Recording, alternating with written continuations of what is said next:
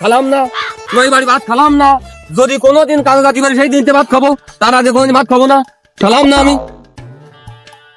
ভাই ভাই সবসময় অশান্তি, বাপ মা খ্যাস খ্যাস করে, এভাবে চলা যায় না। কি করবো, একটা কাজ কামে লাইন কর। মাঝে মাঝে বাবা মার কোথাও চাই, আবার দুপুরে ভাত খাতে কই, আমি তো ভাত খাই চলে আসি। তোমার চিন্তারই নেই, তোকে চাকরি বাকরি দেওয়ার লাইন কার্ড আমার আছে, আমি 2000 চাকরি দিতে পারি, কোনো সমস্যা নেই, আমার সব জায়গায় যোগাযোগ আছে। তোরা তোমার বক্সারে, ওরা তোমার আর্মিতে। আমি বুঝতে পারছি ও নিয়ে চিন্তা করতে হবে না, কাঠামো টাকায় লম্বা হয়ে যায়। আমাদের লাইন কার্ড টাকা থাকলে ওর সব হবে না, ও নিয়ে মোট্ট চিন্তা করিস নি ভাই। বন্ধু আমার কি বাপ একদিন হবে না আমার? তোর হবে না বন্ধু, তোর যে বডি না, বডি কি হবে না, তোর বিশাল হবে না, তোর এনে চিন্তা লাগবে না।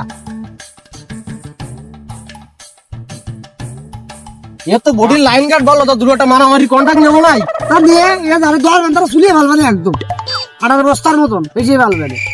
এই শুনতেছি তুই না সাথী লাইন কাট করতেছিস, তুই তো শালা নিজেই চলতে পারিস না, তা কোনতে এত লাইন করতিস? ওরে ও তুই বুঝবি না, তুই তাই এলাকার ঘরে, আমি তাই শহর দিয়ে ঘুরে বেড়াই, ও চাকরি লাইন কাট আমার আছে, তুই অত বুঝবি না। বন্ধু খালি আমার জন্য একটা লাইন কাট কর, এই জল কাটাই। তোরা সব এনে বয়ে রয়েছিস, এ 30 হয়ে গেল, তুই কোনো খারাপ লাগে না? কোনো মতো দিকে খারাপ লাগে না নাকি? দেখি আমাকে কেউ পিকনিকে নিলে না, তা তুই মনে আছে আমি পিকনিক করতে হবে, তা তোরা কি মতাই কদি না করলে হবে না পিকনিক? তোরা কি বসে বসে পিকনিক করতে হবে, কি করতে হবে বসে বসে আমার কয়নি, আমরা তোরা কিছু বুঝতে পারছিস? শীতের বাড়ি ভাত রান্ধেনি, তাই পিকনিক কথা করছে। দেখ ভাই করবি কর, আমার কোনো সমস্যা নেই।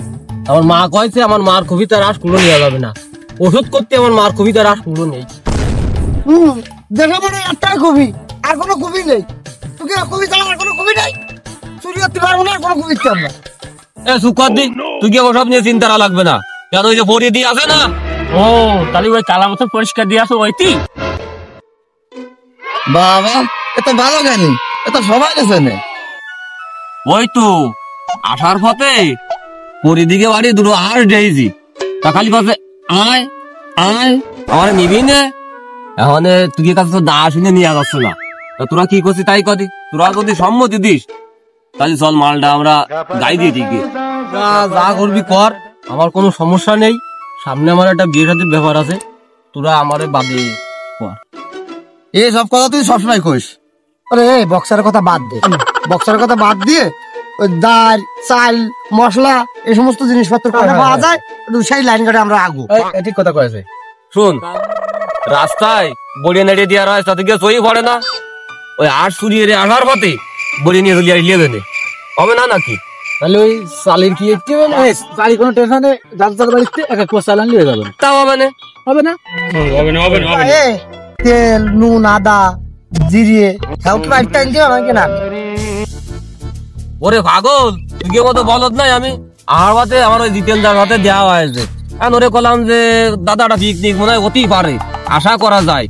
তা কথা কলাম ওরে, পরে কষ্ট তা জিরে আদা নুন ডাল এসব তোর ব্যবস্থা করে দিতেন বলে জিতেন্দ্রা।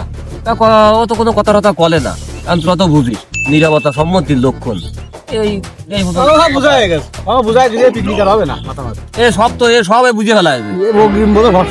ফেলা তাহলে আজকে রাত্রি পিকনিক হচ্ছে, আমরা তাহলে আজকে দুপুরে তো না খেয়ে থাকতে হবে না, রাত্রি পিকনিক তাহলে আমাকে গাছ জ্বালা থাকবে না, পিকনিক খাওয়া যাবে না।